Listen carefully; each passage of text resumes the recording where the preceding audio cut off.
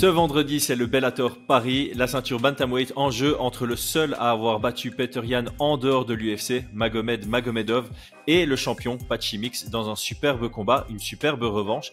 Le retour rapide de Cédric Doumbé est en co-main event, plein de Français auxquels on ne fait pas de cadeaux. Landu, Baben, Gouti, Barnaoui et Adjouj, les débuts de Slim Trabelsi au Bellator aussi. Bref, on vous parle de tout ça avec Aldric après l'intro. Yo, this is Dustin Poirier. Bienvenue à Fight Minds. Bienvenue sur Fight Minds.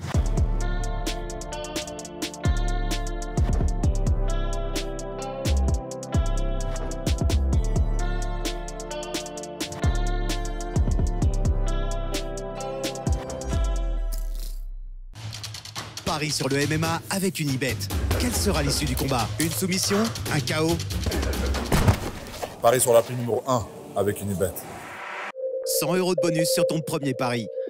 Alors, la Sueur a fait un concours avec 600 places à gagner. C'est pas un concours, mais le Bellator nous a contactés pour offrir 605 places. Je vous explique comment en fin de vidéo. Non, je déconne. Mais restez jusqu'à la fin de la vidéo. Aldric, je propose qu'on commence par le combat d'ouverture de la carte principale avec Thibaut Gouti, que tu connais très bien. Thibaut Gouti est à 17 victoires, 6 défaites en professionnel. Les 6 défaites sont toutes à l'UFC ou au Bellator, tout simplement. Il sort d'une très belle victoire par KO au deuxième round contre Khan Moussa, qu'on avait analysé lors de notre dernier podcast ensemble sur le PFL/Bellator. Parle-moi un peu de Thibaut Gouti. Mais c'est bien ce que tu dis parce qu'il mérite d'avoir un petit peu de lumière sur lui, Thibaut, dans la mesure où ce qu'il a fait, c'est pas facile. C'est beaucoup de résilience et je dis pas ça pour faire un jeu de mots avec sa boîte de management. Mais si tu veux, quand en général les gens qui sortent de l'UFC, dans 80% des cas, sur leurs 2-3 combats qui suivent, ce sont ce qu'on appelle des proies faciles.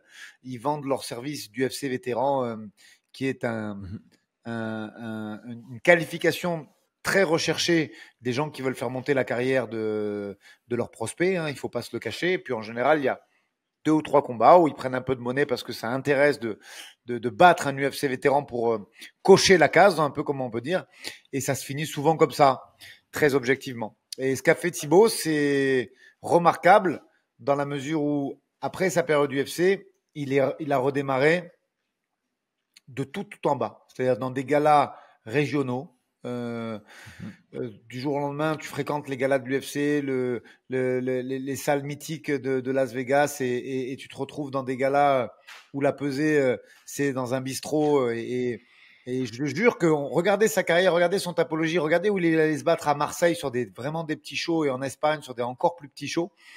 Et ce qu'il a fait, mais par contre, les adversaires qu'il prend, Mehdi Baghdad, Oudela, Loveras, Lewis Long, c'est une belle série. Ouais, mais regarde les galas et tu te rends compte que vraiment, c'est des adversaires difficiles sur des galas pourris, donc avec une rémunération qui n'est pas à la hauteur. Enfin bref, un ensemble de choses qui faisaient que c'était très difficile. Et il revient, franchement, c'est un miraculé de ce sport et de le voir sous contrat avec le Bellator Monde, pas Europe, hein, Monde, c'est encore plus... je trouve que l'aventure n'est que plus belle. Ça, c'était un profil de sa carrière. Ça ne renseigne en rien le côté sportif. Côté sportif, c'est un dur au mal, très dur au mal, qui a un très bon sol, mais qu'on ne voit très peu parce qu'il s'en sert pas beaucoup, qui frappe très fort debout, avec un style technique mais agressif. Et qui a une défense de lutte très intéressante. Moi, j'ai eu l'occasion de travailler avec lui en plus sportivement, en plus du management, avec des sparring avec Axel, et il est super intéressant dans sa façon de travailler. Là, je sais en plus, sans donner d'inside, puisqu'il affiche sur ses réseaux sociaux qu'il a fait sa prépa en Thaïlande au Bong Tao. Donc, je pense qu'on va voir un Thibaut très affûté et vraiment avec une shape impressionnante lors de ce combat. Ce serait intéressant, comme tu dis, il y a un genre de second souffle à sa carrière, puisqu'effectivement, depuis qu'il est sorti de l'UFC, il n'a que des victoires, à l'exception d'un seul combat. Donc, il est sur 5 victoires, 1 défaite depuis qu'il n'est plus à l'UFC. Et comme on l'a souligné, hein, toutes les victoires, c'est contre des gros noms, et sa défaite, c'est contre Alfie Davis. Il n'y a pas à en rougir non plus. Son adversaire, c'est Archie Colgan, invaincu en 9 combats professionnels, dont 5 sont gagnés par KO. 2 combats au LFA, 6 au Bellator. Il a donc été construit à la dure, hein, comme on aime dire, hein, quand tu vois un combattant en Europe qui a fait tous ses combats au Cage Warriors. C'est le même principe ici.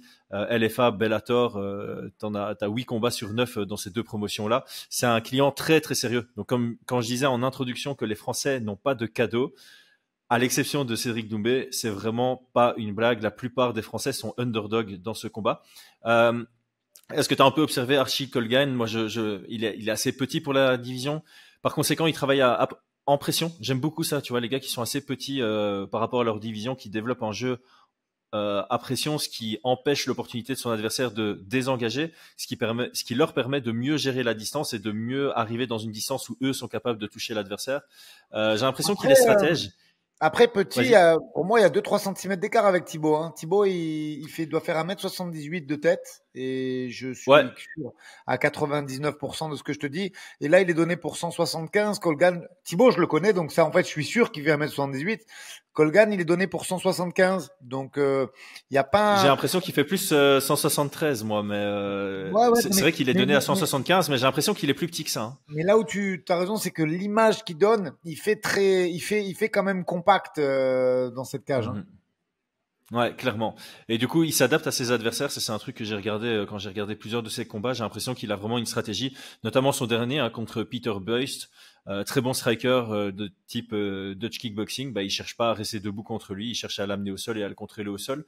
Donc, il a une lutte et un contrôle au sol qui sont décents, qui sont plutôt bons. Donc, ouais, un sérieux client. Je sais pas si tu as quelque chose à dire sur la dynamique de ce combat, mais c'est déjà un très beau combat, le premier qu'on aborde ici. Ouais, puis comme tu l'as très bien dit, j'ai trouvé les match-up des précédents Bellator envers les Français beaucoup plus accueillants et beaucoup plus friendly, on va dire ça comme ça. On l'avait dit d'ailleurs, toi et moi, quand on avait fait je crois qu'on avait fait ensemble déjà la preview du dernier Bellator, on avait dit qu'il y avait quand même des largesses un peu sympas au niveau du matchmaking. Bon là, ils ont toutes repris les largesses. Hein. Là, c'est D'ailleurs, je te dis la vérité, là, je te renvoie la patate chaude, mais je serais pas surpris, compte tenu de l'âge de Thibaut et des derniers combats et de l'invincibilité de son adversaire, de Archie Colgan, qu'il soit favori, Colgan, malgré le domicile.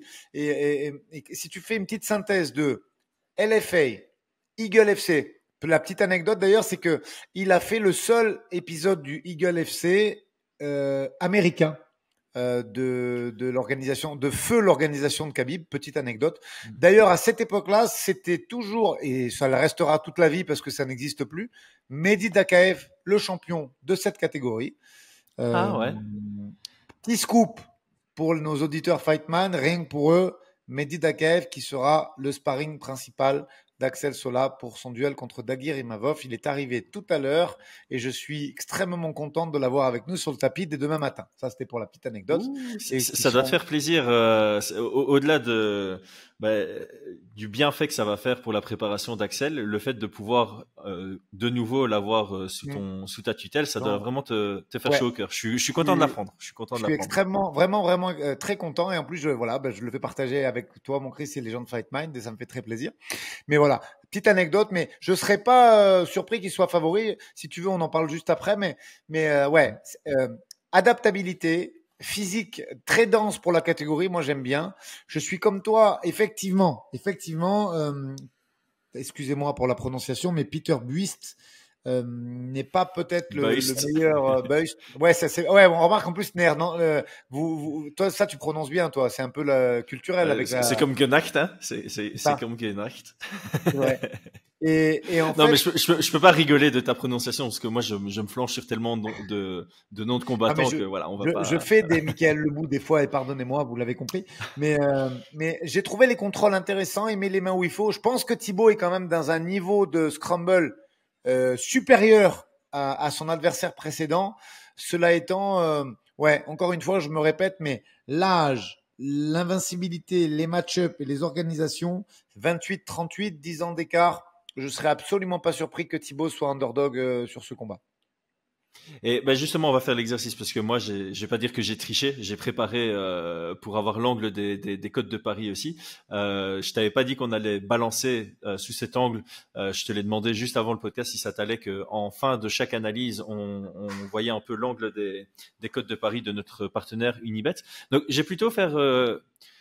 Bon, j'ai pas envie de te mettre dans la sauce, évidemment, tu es un peu biaisé parce que bon, tu travailles avec Guti, mais si tu devais établir des cotes, après. La dernière fois qu'on a fait cet exercice, tu avais été tranchant, par exemple, avec Yazid Chouchan. Hein. Tu avais Oui, été je l'avais dit. très Et honnête j'ai- par rapport à ça. Donc, je sais que tu vas faire l'exercice de manière ultra correcte. Si tu devais établir des cotes de Paris, à combien de chances tu donnerais à Guti? Bon, il est underdog, donc tu lui donnes moins de 50%, mais à combien tu évalues Ah non, mais très clairement, je veux dire, maintenant, Thibaut, au niveau où il en est, comme tu l'as dit, il a fait un run au Bellator très intéressant et, où il a qu'une seule défaite sur son run. Et de ce fait, bah, tu as un contrat avec le Bellator Monde, tu deviens ranké dans la catégorie et tu te dois d'aller sur ce genre de challenge. Mais euh, Mhm. nonobstant le projet sportif qui est le sien, je pense qu'honnêtement, il y a un 60-40 ou un 65-35 en faveur de l'Américain et je ne serais pas surpris que tu me le confirmes. Mais après, c'est logique. Il se base sur un profil de carrière. On sait que statistiquement, quand il y a 10 ans d'écart, ben, même si Manon a fait taire cette statistique qui est plus que dénué de bon sens, mais malgré tout, ça reste une data. Et on sait que quand il y a 10 piges d'écart, et c'est parfaitement le cas ici, ben, il y a 70-30 pour celui qui est le plus jeune. C'est des stats, hein, c'est rien d'autre. Et ces stats-là, juxtaposées au record, juxtaposées à l'invincibilité, font qu'à mon avis, on est sur un 65-35 ou un 60-40, je pense. Bah, alors moi, je vais te dire la dernière phrase que j'ai écrite. Hein. C'est un peu abusé, non? Je le mets sous forme de question. Pour moi, c'est clairement un dog or pass parce que Archie est large favori. Archie Ouais, est archi favori à 1,18. Thibaut Gouti est à 4,15. C'est un 80-20. ouais, Je ils trouve sont ça partis déconné. loin. Je trouve ça Oui, ouais, ils sont partis très loin. Ouais. Je comprends le après, statut de favori de Archie, mais à ce point-là, ça me paraît gros. Donc pour moi ici, pour me positionner, je serais peut-être tenté de mettre un quart d'unité euh, sur Guti parce que pour moi là, c'est pas un 80-20 mais quoi. après, si un jour, si ça intéresse des gens, on en parlera en live, on fera un petit podcast dessus, mais j'ai l'impression, et ça reste une impression personnelle, qu'ils abusent volontairement certains. En fait, ils doivent avoir des Hmm. datas sur des algorithmes et qu'ils abusent volontairement pour favoriser des paris. Je te donne un exemple. Si tu restes sur ma probabilité à 65-35, t'as pas forcément envie de mettre un billet sur Thibaut parce que tu te dis, vas-y, il a 38 ans et ceci et cela. Alors que là, le fait de l'avoir à une cote de 4, je pense que certains parieurs peuvent, du coup, pour le business, c'est quelque chose d'intéressant puisque je pense qu'il y a des parieurs qui vont dire bah ok bah, je mets 2 ou 3 ou 4 unités sur Thibaut et je pense vraiment que aujourd'hui les sites de paris parce que tu as vu ça fait plusieurs fois qu'on en parle ensemble et tu en parles aussi avec Hmm. Brian et on se rend compte qu'on est très rarement d'accord avec certaines cotes de paris qui sont exagérées dans un sens ou dans l'autre et je pense que c'est volontaire moi de la part des choix Mais des algorithmes. bien sûr, parce qu'en fait la réalité c'est que quand tu es d'accord avec la cote de Paris, ça t'attire pas C'est vers ça. le fait de te positionner. Donc c'est connu. Hein, je pense que, enfin moi je suis pas mal de parieurs internationaux et il y en a qui se posent la question. Tu vois, ils se disent, hmm, est-ce que c'est un piège tendu par un site ou est-ce que c'est vraiment la cote réelle et je me fais pas avoir. Donc ouais, clairement il y a probablement une stratégie derrière. Moi ce que j'avais compris c'est que tu as les données qui vont statistiquement te proposer une cote et puis tu as des experts derrière qui viennent les bouger et une fois qu'elles sont sorties il y a les rentrées qui font encore bouger ces cotes-là. Donc il y a beaucoup de choses qui sont inclus dedans, mais ici clairement j'ai l'impression que on nous donne l'envie de se positionner sur Guti parce que à ce prix-là, ça vaut le test. Pour moi, Je il a suis plus que d'accord. 20% de chance de l'emporter dans ce combat, mais il est underdog et ça, c'est la bonne position. Ah non, mais Ok. c'est un combat difficile. C'est un combat Ouais, difficile. Il l'a pris en connaissance de cause, mais il a fait la préparation nécessaire. Moi, j'y crois. Après, entre ce que je crois et ce dont je suis persuadé et comment dire, la bonne foi et la sincérité qu'on doit faire quand on fait une analyse, clairement, oui, l'Américain a les armes aussi pour ah ben vraiment bien le sûr, mettre dans le mal et le mettre en difficulté, très, très, très clairement. bien sûr. Alors après ça, on a un combattant que j'aime beaucoup, Yves Landu. Il est matché contre Jonas Bilharino. Bilharinho, je vais y arriver.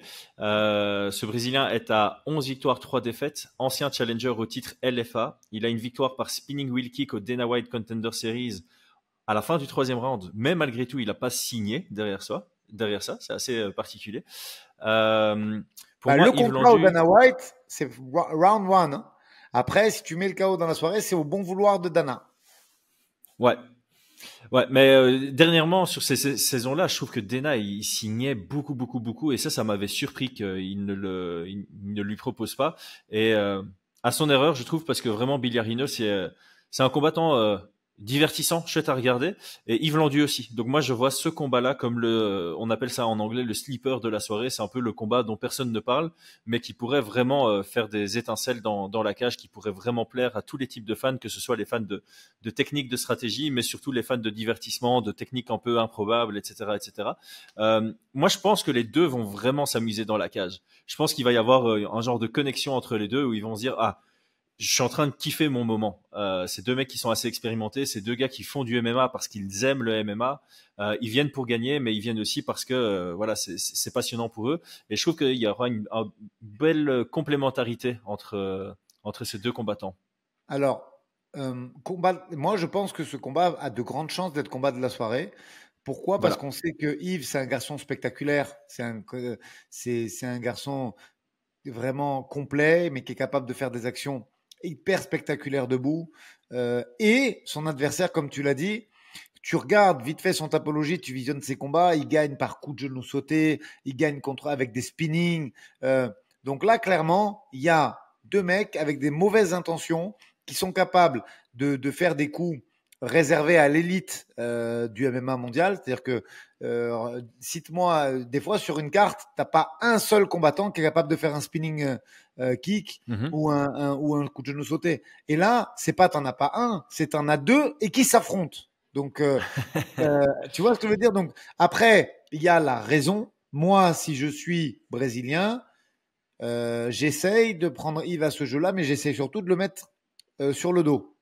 Donc, il y a ce qu'on a et il y a la raison du tapis et il y a quand même la réalité. Et je pense que malgré ses qualités pugistiques, il a tout intérêt à enclencher un combat de striking pour pouvoir, après, parce qu'il est quand même de la team de Rodrigo Nogueira, il y a un bagage au sol. Même si Yves est un très très bon grappleur, je pense que c'est un combat qu'il a tout intérêt à ramener dans ce sens-là. Et après, si c'est la guerre atomique et que ça envoie des genoux sautés à tout va, on s'en délectera encore plus. Mais moi, si j'étais brésilien, je ne jouerais pas à ce jeu-là avec Yves Landu, qui est extrêmement dangereux. Ouais, mais je pense qu'il va jouer à ce jeu-là. Alors, mes excuses, je me suis gouré sur son palmarès. C'est pas 11 victoires, 3 défaites, c'est 11 victoires, 2 défaites et une égalité. L'égalité étant dans son premier combat, c'est assez original. Et il a que une victoire par soumission. Il en a 8 par KO et 2 à la décision. Donc, c'est pas le genre de gars, je pense, qu'il va chercher à amener au sol. Si ça va au sol, il va accepter ça, évidemment. Mais je pense pas qu'il ait une lutte offensive suffisante pour amener Yves Landu au sol. Ce serait plus contextuel ou de situation. Il est très fort, Yves, en défense de takedown. Exactement. Et donc, je pense que le Brésilien va pas utiliser d'énergie pour ça. Je pense qu'il va venir en confiance sur son pied-point face à Yves Landu pour le plus grand plaisir des fans. Alors, j'ai envie de balancer une petite anecdote par rapport à Yves Landu. C'était un profil, évidemment, à l'époque où on commençait à travailler ensemble avec Donovan Desmaé. Évidemment, on était très attentifs à tous les profils similaires à celui de Donovan. Et Yves Landu, c'était vraiment le gars qu'on voulait éviter à tout prix, pour la bonne et simple raison qu'il avait un palmarès qui ne reflétait pas du tout son niveau. À l'époque où on avait regardé, il avait un palmarès de 9-6. Mais il avait vraiment le niveau d'un mec genre à 12-3. Et quand tu es combattant professionnel, tu veux pas affronter un Yves Landu à 9-6 parce que t'as rien... Allez, c'est un combat compliqué, et si tu le bats, les gens vont se dire, bah, t'as battu un mec qui maintenant est à 9-7, tu vois, c'est pas intéressant. Alors aujourd'hui, ça va beaucoup mieux, et c'est pour ça que je voulais le dire, c'est que, autant à un moment de sa carrière, il était à 9-6, aujourd'hui, il a 9 victoires sur ses 11 derniers combats. Il y a un genre de second souffle dans sa carrière, je sais pas expliquer pourquoi, je sais pas si c'est un meilleur management, un meilleur choix dans ses combats. Il y a la descente de poids aussi. Il y a la descente de poids aussi, parce que si je dis pas de bêtises, ça fait que 2 ou 3 combats qu'il a à 66. Je mea culpa si je dis bêtises, mais il me semble que contre Walter Cogliandro, il était encore en... Attends, je vérifie ce que je dis. Ouais, c'est ouais, bien, tu ouais, vois. ouais. Je Ça fait pense que qu'il a, il trois a combats. commencé, Ça fait il a trois combats. commencé contre l'Italien Cogliandro et qu'avant il était encore à 70 C'est si je dis ça, pas c'est ça. de bêtises. Gavin Hughes, c'était encore en lightweight. Donc ça joue dedans, mais déjà avant sa transition vers featherweight, il était sur un assez beau palmarès quand même. Donc voilà, il y a un genre de renouveau dans sa carrière où il a pris des bons combats, des belles victoires. Et donc là, voilà, la deuxième partie de sa carrière, en fait, depuis sa victoire contre Yazid Chouchan, je trouve que son nouveau palmarès reflète plus son niveau. Donc, si tu isoles les 11 derniers combats, il est à 9-2. Il a le niveau d'un mec à 9-2, enfin, avec plus d'expérience, évidemment. Donc voilà, je voulais balancer cette anecdote pour montrer aussi le respect que j'avais envers Yves Landu. C'était typiquement le genre de gars où on se disait, bon, bah, lui, si on nous le propose, on refuse rien, mais ça nous aurait bien fait chier, quoi. Est-ce que, alors, moi, là, par contre, je vais être hyper. Là, on est sur un 4-0 avec une défaite contre Tim Lloyd qui était pas. Comment dire? Où il a joué. Je trouvais la prestation pas mauvaise du tout. On sait que Tim Lloyd, c'est un gros prospect de la catégorie du dessus. Ouais. On a derrière un. Alors, moi, j'ai envie de prononcer Biliarigno, mais je sais pas si je me trompe, qui est juste sur deux victoires et qui débute dans l'organisation. Est-ce qu'ils nous ont mis un Yves Landu favori, Chris? Parce que moi, honnêtement, j'ai envie de lui mettre un petit 55-45. Pourquoi? Ok, il y a 5 ans ou 4 ans et demi de plus pour Yves, mais ses prestations, déjà, c'est un familier de l'organisation. Ensuite, il est à domicile. Ensuite, pour l'instant, ses performances en Bellator, je trouve, sont d'un excellent niveau. Comme tu dis, c'est pas le Yves Landu du M1 Challenge ou des organisations russophones dans lesquelles il a combattu à des poids et à des époques totalement différentes. Et compte tenu de la performance qu'il a livrée sur ses précédents combats au Bellator, moi, je mettrais un petit 55-45 en sa faveur, même si en face, on sait que c'est solide. Le LFA, c'est l'antichambre de l'UFC malgré tout. Le Dana White Contender Series, c'est la promotion de l'UFC qui permet de découvrir des prospects. Alors, il faut prendre ça en compte, ok, on l'a pris. Mais n'empêche, moi, je mettrais un petit 55-45 pour Yves. Alors, je vais te semi-surprendre. Les cotes ont ouvert avec Yves favori. Ok. Petit favori, comme tu le dis, 55-45. Au moment où j'ai pris mes notes, parce que là, je viens d'aller vérifier, ça a bougé. Donc, disclaimer, là, on est jeudi soir. Moi, j'ai pris mes notes jeudi après-midi. Je vois que les cotes ont déjà bougé. Donc, entre celles que je vais annoncer... D'ailleurs, je vais peut-être aller vérifier pour Goutti, si j'ai pas dit de bêtises. 1-12, 5-40. Goutti est encore moins favori qu'avant. Ah oui, il est à 5,40 maintenant. Donc ça a bougé depuis que j'ai pris mes notes. Donc mes excuses, pendant le podcast, je vais un peu switcher.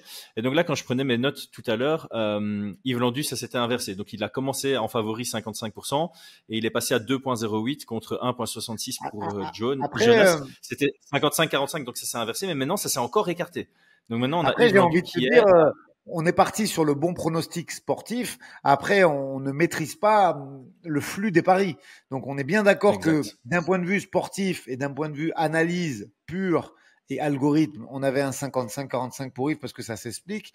Après, si les gens ont décidé de parier sur le Brésilien pour X ou Y raison, ça a fait ou sur Yves, parce que ça dépend en fait. Normalement, plus on fait de paris sur l'un, plus ça fait monter l'autre et vice versa. Mais on pourra faire une petite explication de ça plus tard. Mais voilà, après le flux des paris a fait que la cote a été redirigée. Mais voilà, si ça a ouvert à 55-45 pour Yves, je pense que les parieurs ont respecté son run du Bellator et le fait que ce soit à domicile, parce que moi je le trouve meilleur à la maison, Yves aussi, tu vois. Clairement.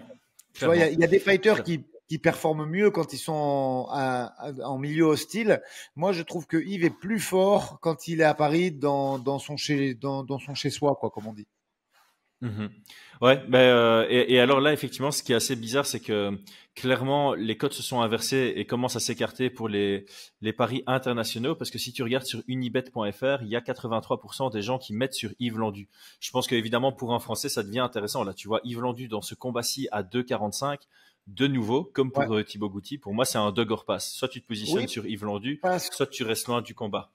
Parce que moi, j'ai UFC Fight Paisé, le LFA et les 2 derniers combats, et moi, je pense, c'est pas, j'encourage pas au pari, très loin de là, mais moi, je pense que Yves est pugilistiquement un peu meilleur debout. Après, tout peut arriver, surtout avec ces 2 garçons. Recontextualisons, ça part dans tous les sens, coup de pierre tourné, donc à tout moment, il peut y avoir un chaos d'un côté comme de l'autre. Cela étant, je pense que Yves est un petit peu plus fort techniquement que notre ami brésilien.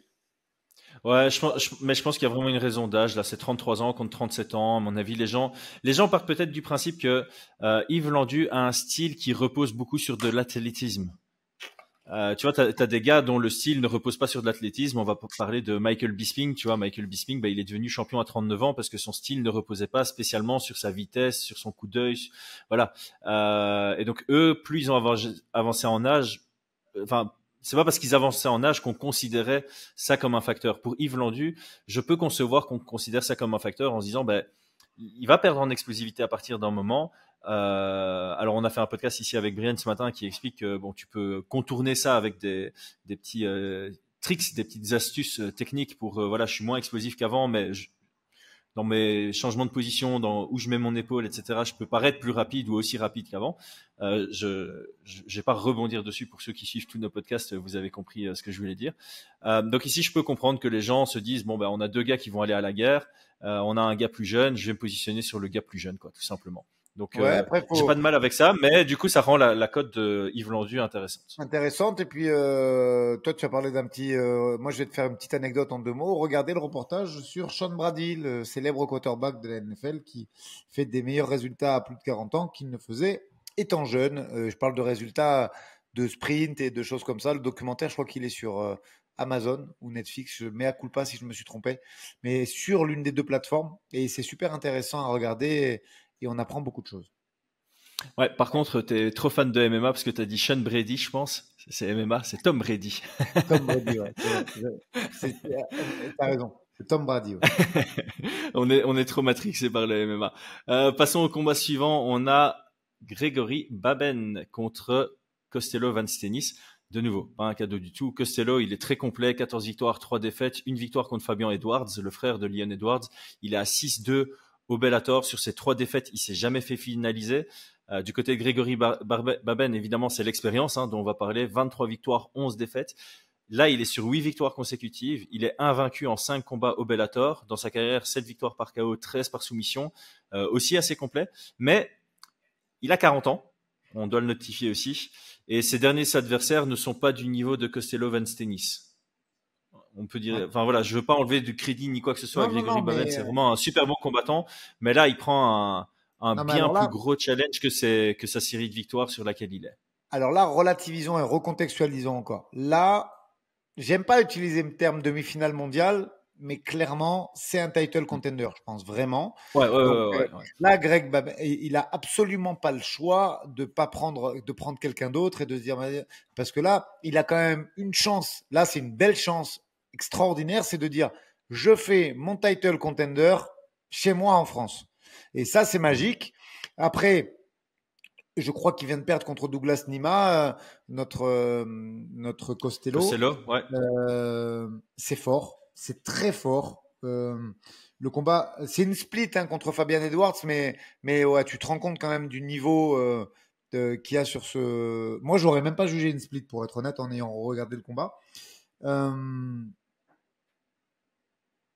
Pour la dernière vraie défaite, c'était Jack Boswick, qui est un Anglais qui fait du barnacle maintenant, qui a combattu contre Vincent Delguera, qui a combattu contre Loïc Marty, si je dis pas de bêtises, qui donc qui est connu de la scène française. Sinon, le run est vraiment propre. Je crois qu'il y a il y a John Salter aussi, un truc comme ça.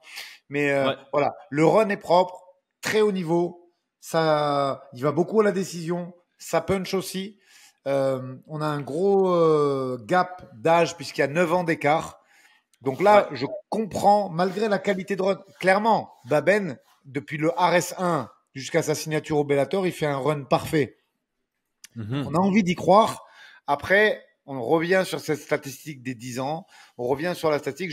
Je peux comprendre qu'il y ait un 60-40 en faveur de son adversaire. C'est un combat compliqué, mais moi, là, par contre, j'y crois vraiment parce que le Greg Baben qu'on a depuis qu'il est au Bellator, qui est posé, qui est stratégique, qui est intelligent dans sa façon de combattre, qui a un fight IQ hyper développé, moi, je le trouve dans sa dernière partie de carrière, alors je dis dernière, pas parce que je suis fataliste, hein, parce que 40 ans, on a des gens comme Cheikh Congo, des gens qui sont capables de performer à cet âge-là, on les compte sur le doigt d'une main, hein, il y en a très très peu. Donc je pense Ouais, et que là, c'est poids lourd aussi, hein. Ça joue. c'est Middleweight, ça. ça devient la transition, je trouve. Ça devient. Il y a encore moyen, comme je disais, un Michael Bisping juste avant, voilà, middleweight, champion à 39 ans. Mais voilà, tu commences pas à avoir des objectifs à 5 ans. C'est ça. Donc là, c'est un challenge difficile. Franchement, l'histoire, il faut que ça marche parce que l'histoire, elle est trop belle. Tu imagines disputer la ceinture du Bellator à 41 ans, c'est quelque chose de C'est vraiment Johnny Eblen en exceptionnel. plus, le champion. Ouais, c'est un beau combat. Après, là, par contre, tu arrives sur le boss de fin de niveau. Pour moi, Johnny Eblen, tu vois, je vais être dur avec le Bellator, mais le seul transfert que j'aurais envie de voir à l'UFC, c'est Johnny Eblen. Malgré, parce que je l'ai pas trouvé si exceptionnel que ça contre Impa Kazanganay. Bon, Kazanganay, il est Ouais, très très fort, hein, c'est pas ça, mais j'ai trouvé ce combat, j'ai été un peu déçu. Je m'attendais à plus de Johnny Eblen. Après, ouais, j'ai ouais, été c'est vrai. Non, mais agréablement attention. surpris par Impa. Ouais. C'est une contre. Moi, je pense que c'est à ranger dans la case des contre-performances parce que je l'ai vu faire vraiment Ok. des trucs intéressants. Ben, ça, il y a que l'avenir qui va nous le dire et ses prochains combats, Mhm. tu vois. Mais moi, Eblen, ouais, j'aurais aimé de le voir un peu se friter au roadster de l'UFC parce que il y a. Alors, c'est le seul en middleweight. On reparlera de Patchy Mix à la fin, mais ça, c'est différent. Je parle de middleweight, hein. Mais euh, Mhm. mais ouais, c'est très fort et bon, je suis pas du tout étonné si tu me dis parce que j'ai vraiment pas jeté un œil du tout au Code de Paris. Je pense qu'il va pas être favori, mais moi, par contre, vu l'intelligence de combat, l'adaptabilité, les game plans qu'il fait depuis qu'il est sur son run du Bellator, je pense que ça va être un très très très beau combat et que Greg Baben peut le faire. Moi, j'y crois vraiment, tu vois.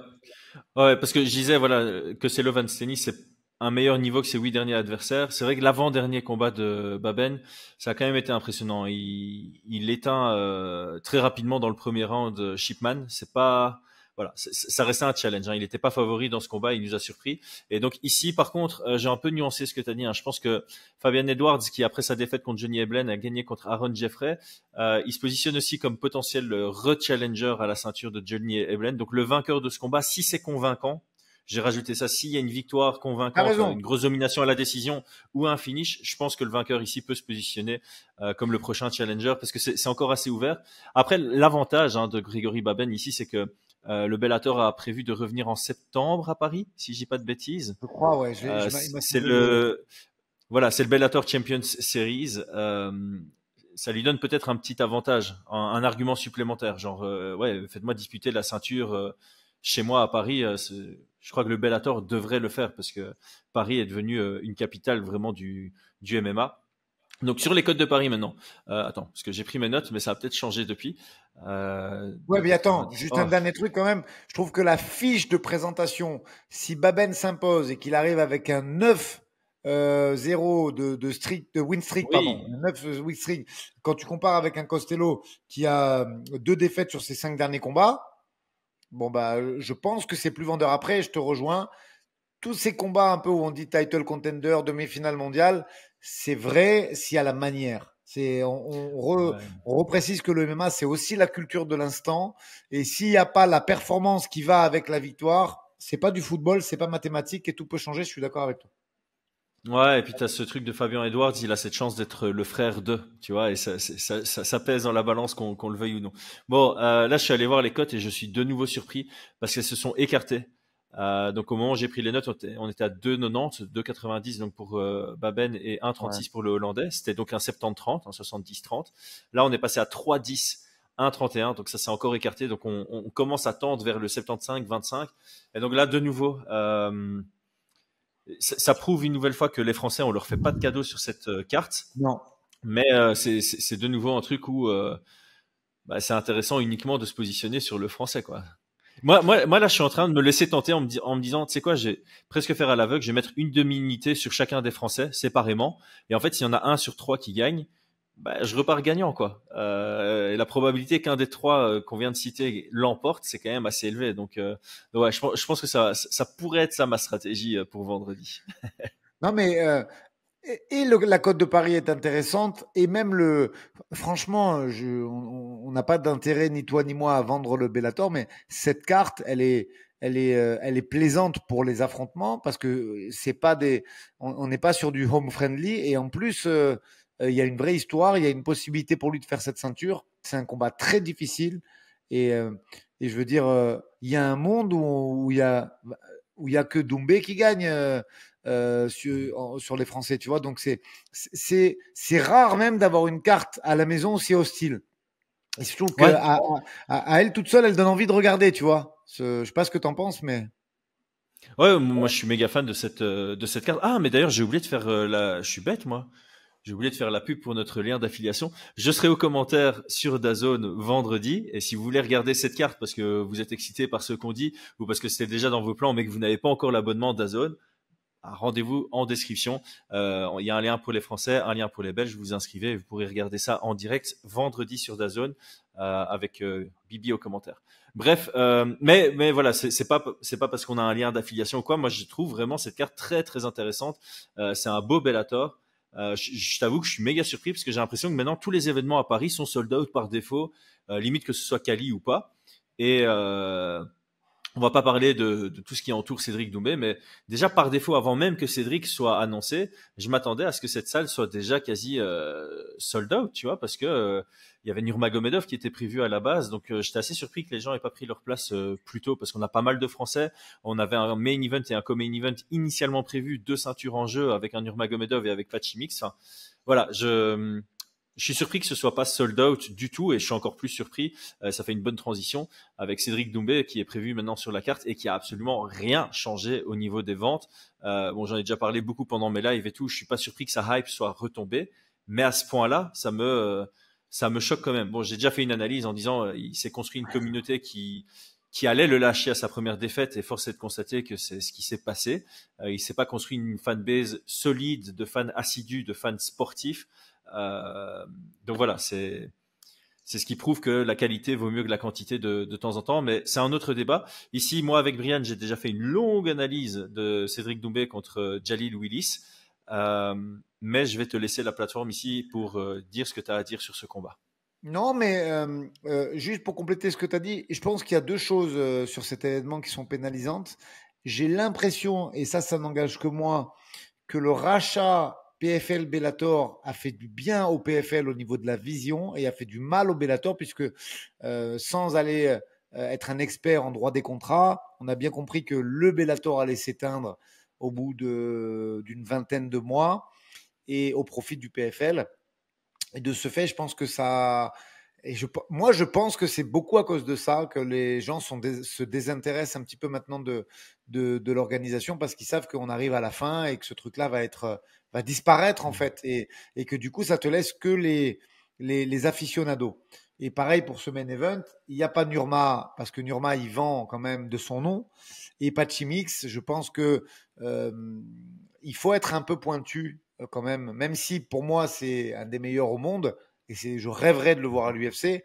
Je pense que voilà, pour aller suivre le tournoi du Bellator qui était tard la nuit, qui a eu aucune, tu vois, et qui n'est pas l'organisation numéro 1 mondiale, ben il faut être un peu pointu dans le MMA et que c'est pas la majorité de la communauté quoi. Je veux dire, là, il y a plein de gens qui regardent sur l'instant parce qu'il y a des Français.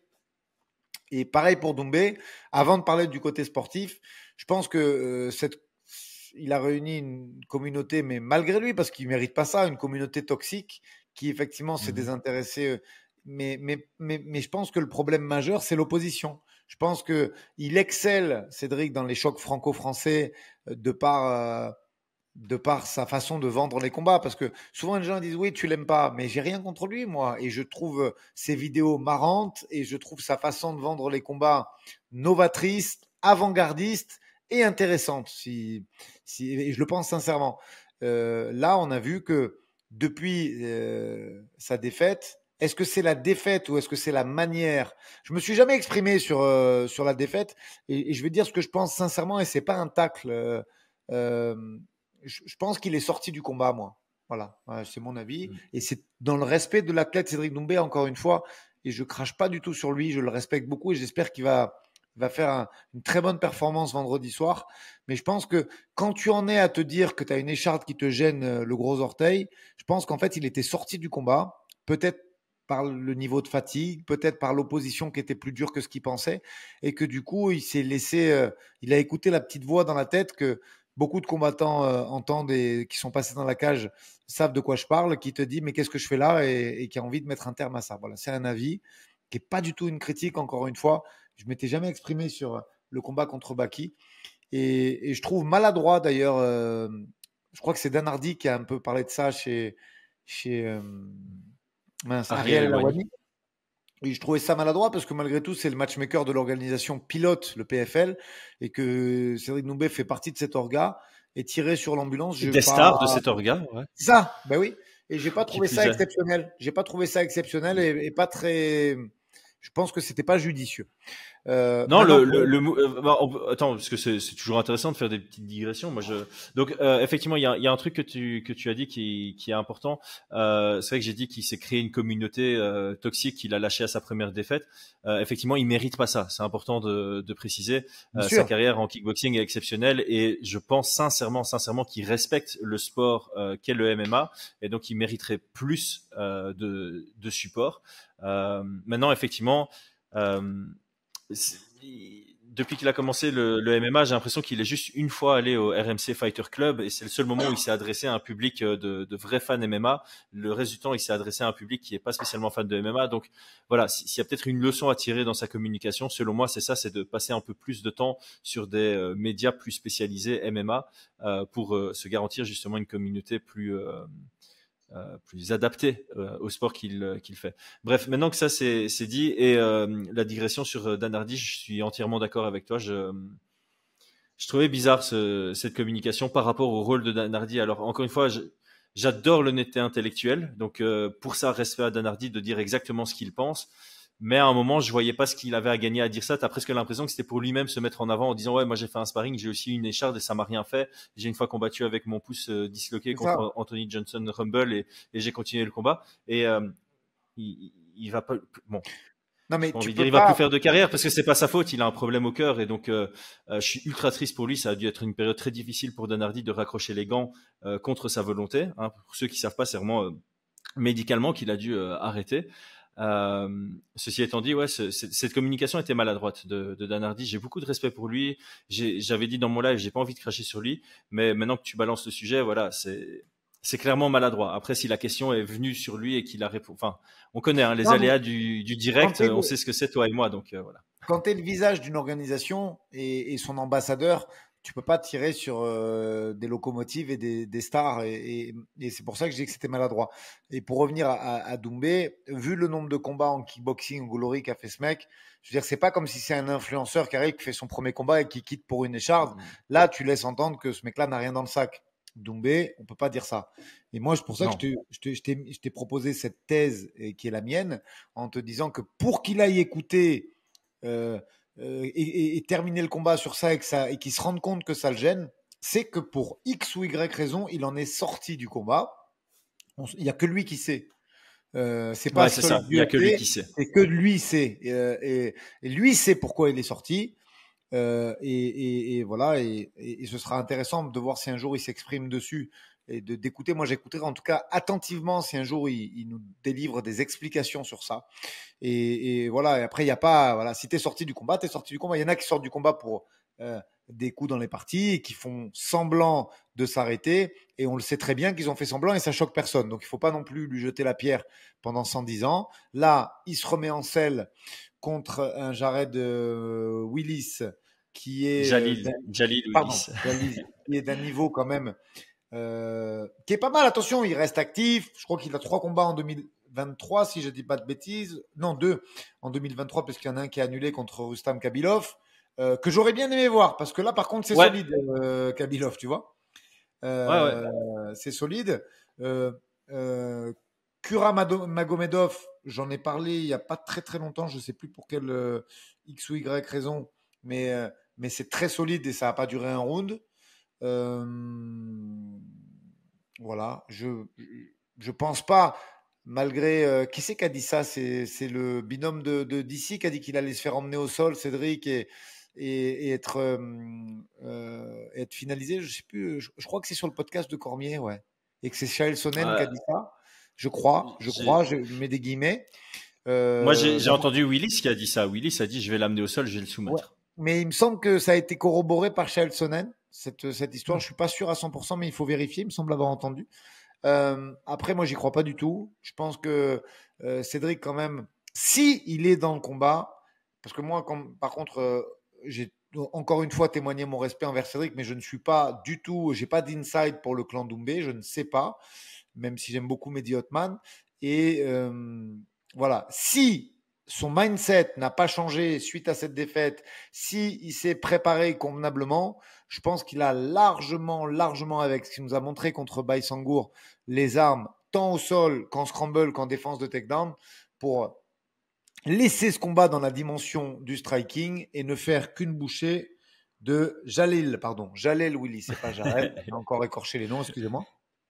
Et je pense par contre que debout, c'est le FC Mulhouse contre le PSG. Voilà, je vais faire un petite comparaison footballistique et qui a pas l'ombre d'une rivalité debout et que Cédric a les armes pour laisser ce combat debout. Donc moi, ouais, là par contre, je vois un Doumbé gros favori à 70-30 voire 75-25. Ok. Bah, je m'y connais pas assez en foot que pour faire ta comparaison. Moi, j'avais dit, hein, c'est un bon striker MMA. Enfin, on était d'accord avec Brian que Willis c'est un très bon striker Ouais, bien MMA. sûr. Il a fait sa carrière plutôt. Le succès de sa carrière, c'est debout. Les contre-performances, hein, les défaites de sa carrière, c'est au sol. Par contre, effectivement, on avait avec Brian, je pense qu'on avait un peu mis la même comparaison. Alex Pereira contre Jamal Hill, c'est exactement la même chose. C'était un très bon striker MMA, Jamal Hill, qui s'est pris pour quelqu'un qui allait pouvoir rivaliser contre Alex Pereira debout, et ça s'est retourné contre lui. Et ici, si Willis, sa stratégie, c'est je vais striker parce que je suis un striker MMA et j'ai lui montré que le striking MMA, c'est pas la même chose que le kickboxing, bah, il va s'en prendre une belle. Et je te rejoins, je pense pas que Willis sera capable d'amener Doumbé au sol, ce qui, selon moi, amène à m'aligner presque avec les coachs. Je trouve que c'est un peu sévère. Je pense que c'est un peu disparate, trop à l'avantage de Doumbé, ce qui arrive souvent quand tu as un combat à temps hype et plus connu que l'autre. Mais là, on a 1,16 et 4,60. Ça n'a pas bougé depuis cet après-midi. C'est le seul combat où ça n'a pas bougé, j'ai l'impression. Donc, c'est un 80-20. Donc, pour moi, c'est peut-être un tout petit peu sévère. Moi, je m'alignais plus comme toi, entre le 70-30, 75-25. Encore une fois, j'avais encore dit avec Brian dans un podcast ce matin que...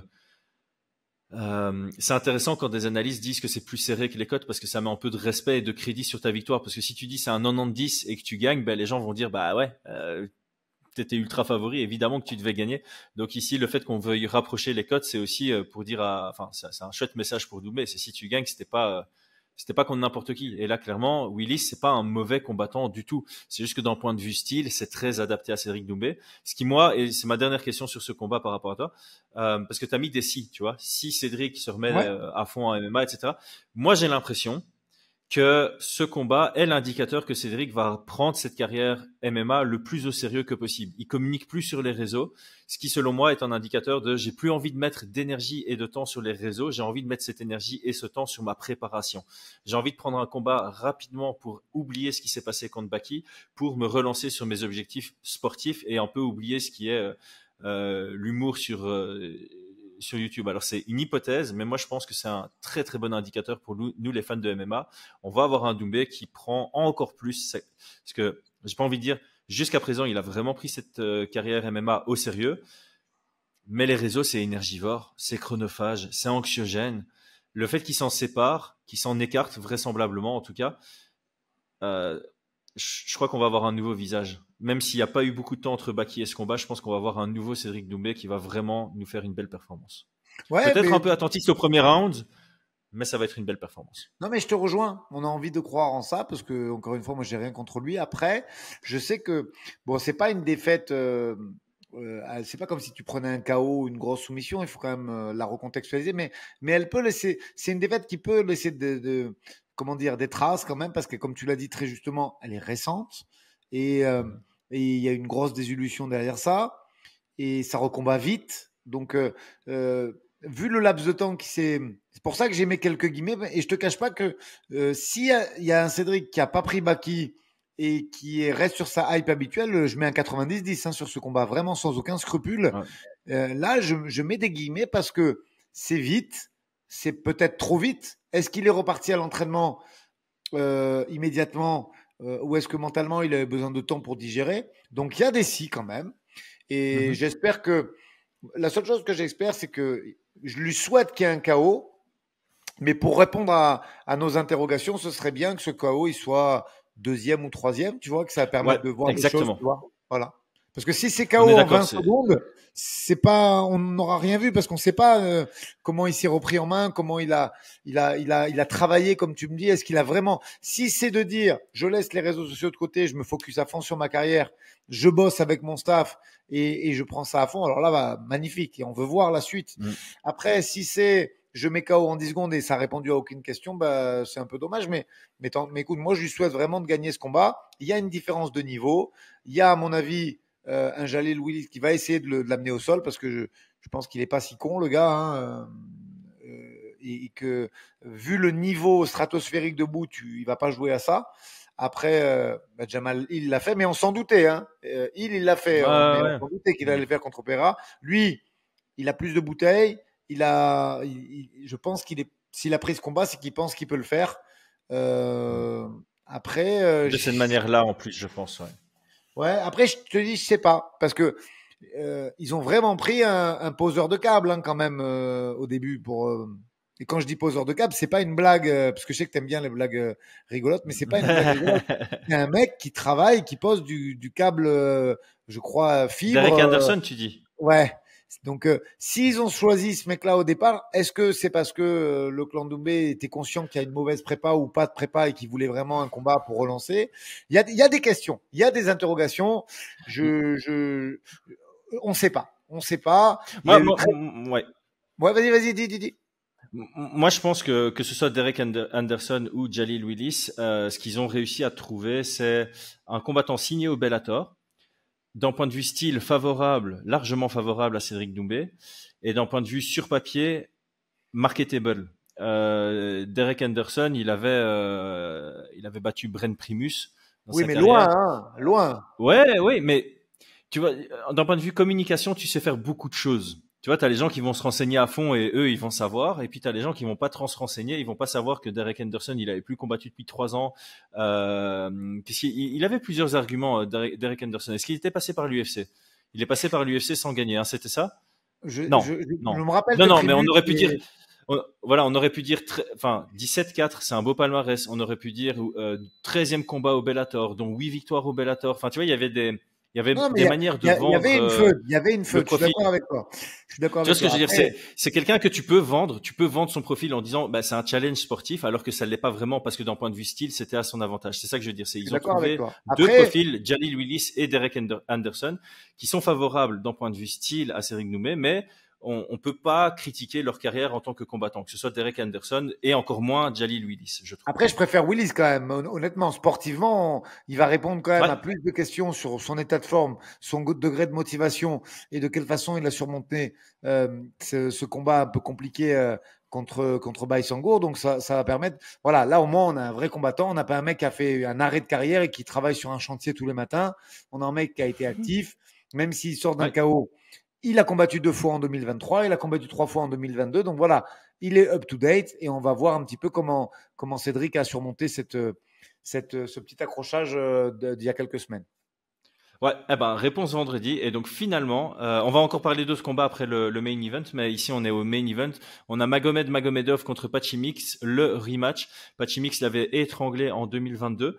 Depuis, Magomed a vengé sa défaite par guillotine avec une victoire par guillotine au Rising. Pachimix, lui, a finalisé Stotts pour devenir champion intérim et il a unifié les titres en finalisant Sergio Pettis. Alors, commençons par Magomedov. 20 victoires, 3 défaites en professionnel, 11 victoires par soumission, 3 victoires par KO. Il est à 1-1 contre Peter Yan, 2 fois en 5 rounds, 2 fois à la décision et c'était à l'ACB. C'est l'ancien champion ACB. Tu en avais parlé dans un Aldric et vous, et moi je m'aligne à ça. Il faut pas chercher plus loin. Le meilleur niveau qu'on a en Europe en termes de qualité de combattant, c'est ACA maintenant, mais c'est anciennement ACB. Bon, après il y a toujours ce petit truc de est-ce qu'ils sont tous clean? C'est une autre question, mais il y a un très très gros niveau là-bas, et Magomed a une très très bonne guillotine.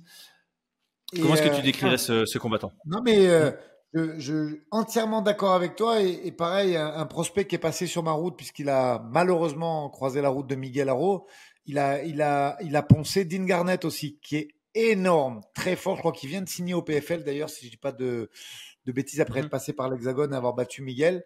Et non, il y a des très grosses victoires, puisqu'il bat sur le absolu de Berkut, Petr Yan, effectivement. Il enchaîne, il repère Yan sur une décision. J'ai revu le combat quand je savais quand tu m'as dit qu'on avait parlé de Bellator. C'était quand même serré la défaite au ICB. Ouais, les deux sont serrés. Et alors pour ceux qui veulent se faire un méga kiff, allez voir leur premier combat, parce que Magomedov contre Petr Yan, la première fois qu'ils se sont rencontrés, et c'est un des plus beaux combats hors UFC de l'histoire. Hein. C'est pas mal. Et derrière ça, il perd contre Yan, il bat Dean Garnett. Non, franchement, c'est solide. C'est solide. Le premier combat s'est écourté un petit peu sur la guillotine, parce que je crois que c'est round 2, avec un premier round à l'avantage de Paximix. On va pas se raconter de bêtises. Totalement. Question. Mais je le pense vraiment. J'espère voir un combat serré.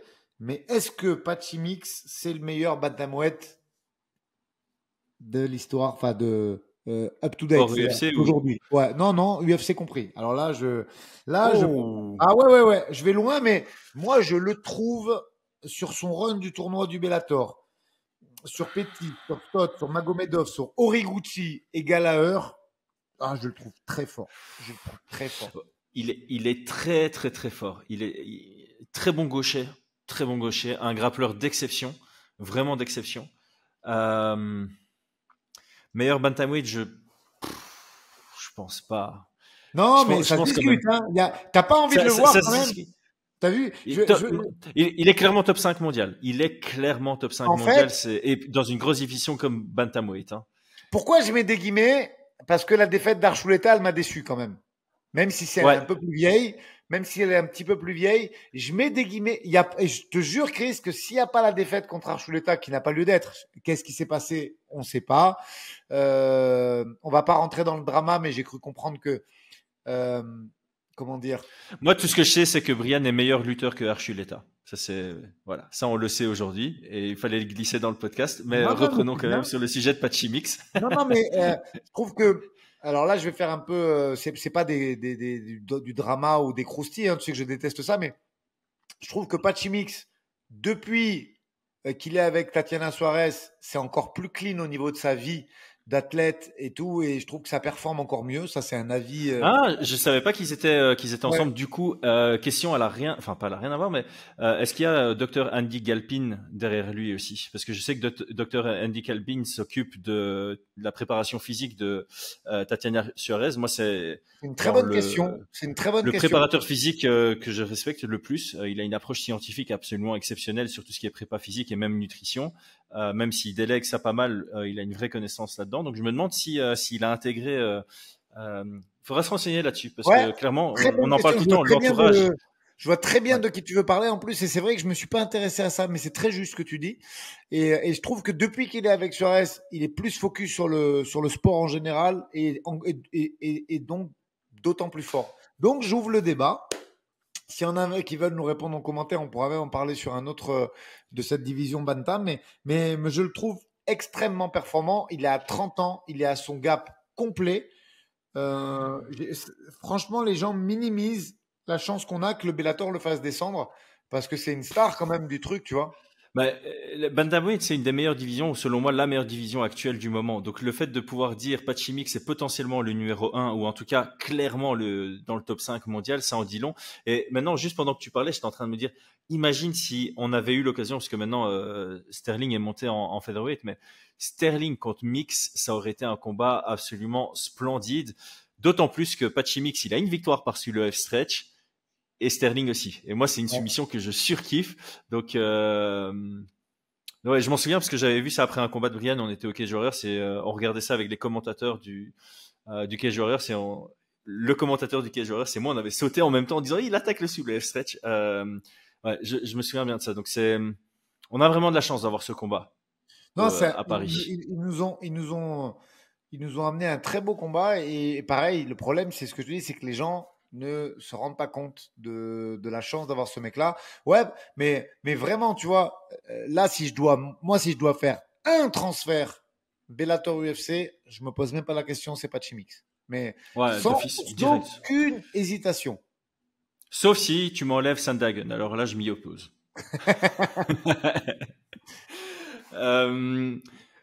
Bon, ici, on est sur un rematch. Clairement, Pachimix, il gagne le premier round parce qu'il y a un mur de distance. J'ai utilisé ce terme dans le podcast que j'ai enregistré avec Brian ce matin, qui n'est pas encore sorti, mais qui sera sorti au moment où celui-ci est dehors. Un mur de distance, ça veut dire qu'il est plus grand que Magomed. C'est en gaucher, donc il utilise bien le hand trap. Et dès le moment où Magomed, à chaque fois qu'il veut rentrer dans une distance où ils peuvent échanger, c'est Pachimix qui met la première frappe et qui fait un reset chez Magomed. Très beau coup de genou à un moment en contre. Franchement, il était en contrôle dans ce combat. À chaque fois que Magomed réussit une amenée au sol, il sweep avec une guillotine. Au final, il finit avec une guillotine dans le deuxième round. C'est clairement à Magomed à faire des gros ajustements dans ce combat. Et pugilistiquement, c'est compliqué. Ceux qui ont envie de recomprendre la théorie gaucher-droitier, on en reparlera. On en avait beaucoup parlé quand il y a eu Jones-Gann, mais là, on en reparle rapidement. Pour lutter, la distance est plus lointaine, c'est plus difficile. Il y a 10 cm d'écart. Et là, c'est même pas… Des fois, on en parle dans le coach talk, on dit quand il y a une guillotine sur le Sherdog ou le Tapology, il y a un impact psychologique pour les entrées.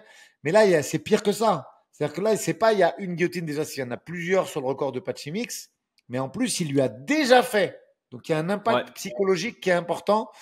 Et moi, personnellement, c'est vraiment le genre de game plan que j'aurais adoré travailler. Parce que, en étant dans le coin de Magomedov, je parle. Parce que on arrive effectivement sur des difficultés. 10 cm d'écart, très grosse lutte et très gros niveau de sol des deux. Mais il y a déjà une guillotine qui vient impacter psychologiquement son adversaire. Donc, ce faisant, il faut faire de gros ajustements, peut-être sur les setups d'entrée, peut-être travailler plus sur le cage control. Mais moi, j'aurais adoré faire le game plan de Magomedov. Après, combat très difficile. Est-ce qu'il a eu le temps de faire les ajustements? On ne sait pas. Est-ce qu'il les a fait? Parce que des fois, attention, hein, je dis pas que les Dagestanais ils capitalisent que sur leur truc. Je dis que je sais pas dans quelles conditions il a fait son camp, qui l'a supervisé, et est-ce que ça a vraiment travaillé sur des setups avec action-réaction, ou est-ce qu'il va se contenter de faire ce qu'il sait faire?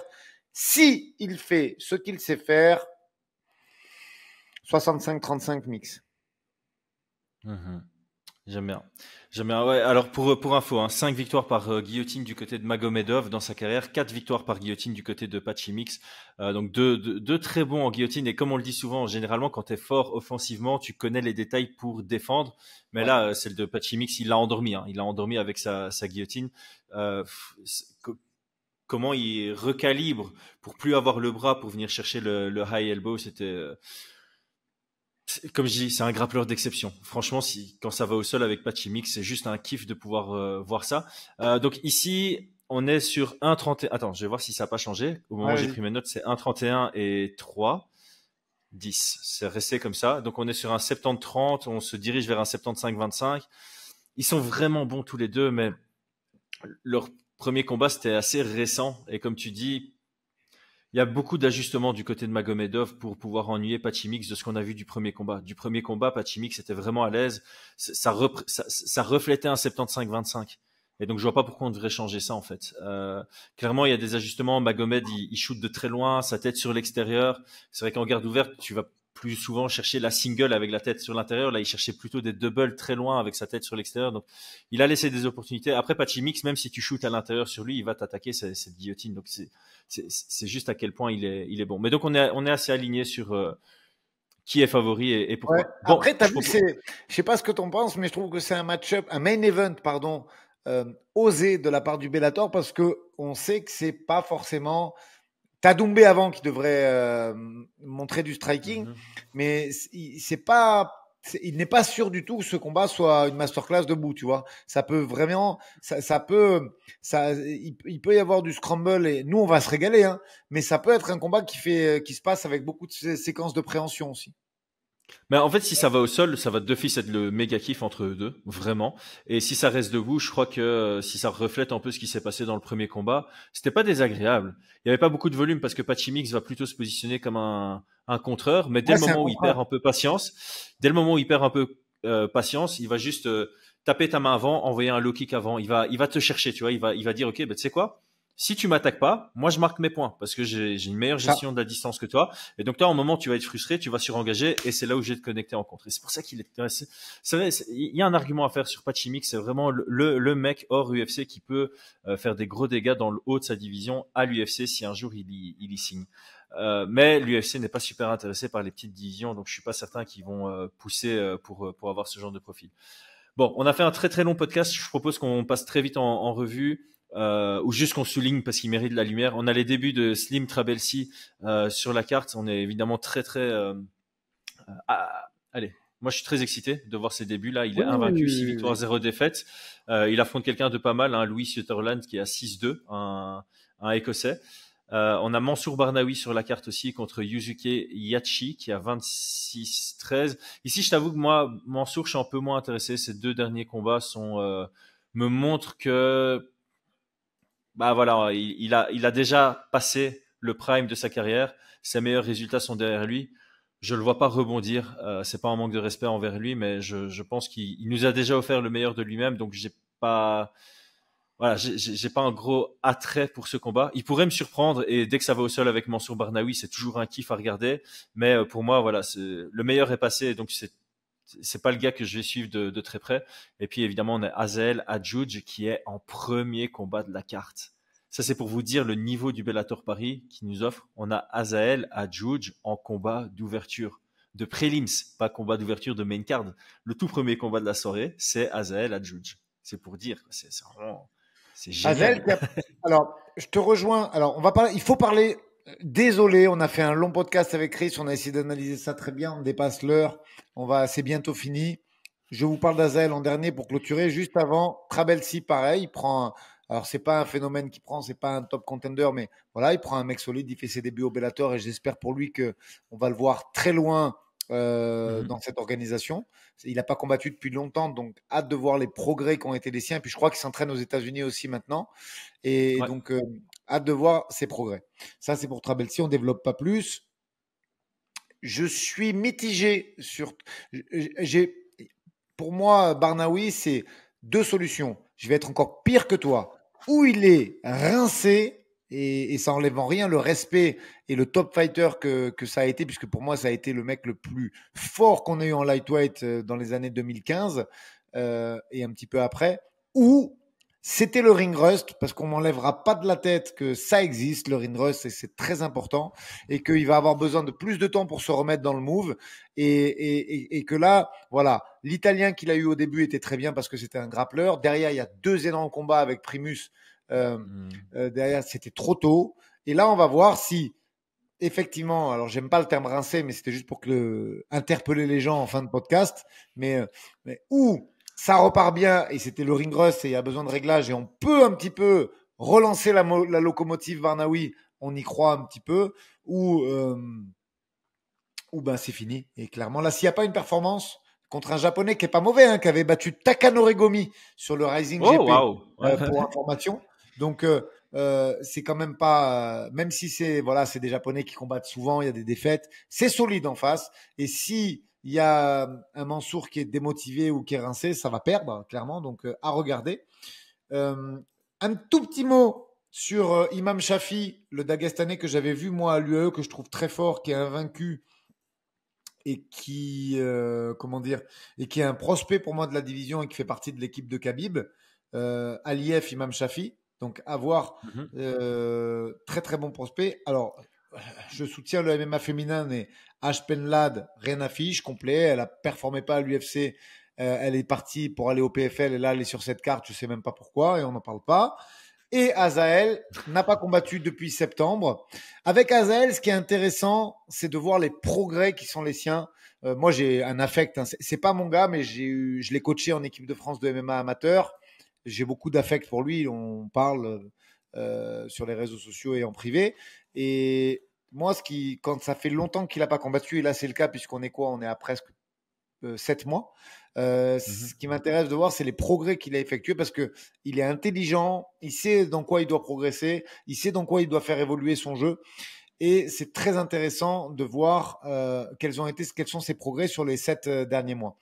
Et là, par contre, il y a, pour moi, le plus gros adversaire de sa carrière, puisque j'en parle sur les réseaux sociaux. Moi, je suis un peu le Jungle Fight parce que j'aime bien, c'est fun, c'est une organisation qui existe toujours et un des entraîneurs de Manon, Jean-Robert Monnier, en a fait la ceinture en 2003 ou en 2004. Donc, il y a toujours eu un affect. Walid Ismaël, je le connais personnellement, il est très sympa, même s'il est vieillissant. Et donc, je regarde cette organisation. Et un peu fou aussi, non? Fou. Moi, je le vois comme un gars complètement taré. Complètement fou, mais très sympathique. Et donc, je regarde moi encore le Jungle Fight et son adversaire Bruno Fontes à 6-0. C'est le champion du Jungle. Il y a du niveau. C'est un très bon combat pour voir où en est Azael. Et moi, je pense que si Azael, et je pense pas, j'en suis persuadé, défonce Bruno Fontes, il a son ticket pour arriver aux choses sérieuses. Ça fera du 8-1. Et là, on peut dire, ok, maintenant, on va taper le haut du panier des lightweight mondiaux au Bellator, voire au PFL. Ouais, clairement, 8-1, sa seule défaite, c'est une split, c'est son premier combat professionnel, donc ça fait 8 victoires d'affilée. La plupart au Bellator et à l'UAE Warriors, voire tout, c'est ça? 2 premiers combats de carrière Bellator, puis UAE Warriors, puis que Bellator, donc construit à la dure, encore une fois. Il en a fait deux, je crois, à l'UAE, si je dis pas de bêtises. 2 ou 3, attends, 1, 2, c'est ça. Donc il fait 2 Bellator, 2 UAE Warriors, et puis depuis, il est que au Bellator. Honnêtement, ouais, j'aime bien parce que tu as utilisé le mot intelligent. C'est vraiment ça que je voulais mettre en avant chez Azael Adjouj, combattant très intelligent, que ce soit dans la cage ou en dehors. J'ai hâte de voir ça. Franchement, moi, j'ai super hâte de commenter cet événement parce que tous les combats sont, à part le deuxième, à part le combat féminin. Je me suis pas trop renseigné sur l'ukrainienne, mais Aspenlad, ça m'intéresse pas spécialement. Le reste de la carte est vraiment, on a parlé des 5 combats sur la carte principale et le reste, on a donné un petit argument du pourquoi c'est chouette. Donc super hâte. Bon, Aldric, merci beaucoup. Ceux qui sont restés jusqu'au bout, il n'y avait pas un 605 places à gagner pour le Bellator. Je l'avais déjà dit pendant live, même si le Bellator m'avait contacté en disant on a 600 places à gagner, j'aurais fait non mais j'ai pas le temps moi d'envoyer 600 mails avec des places. Laisse tomber, j'aurais dit non moi. Avant de se dire au revoir, si vous voulez bien dire en commentaire s'il y en a qui ont perdu à ce jeu, je serais vraiment curieux de le savoir, mais c'est juste une question comme ça. Bon.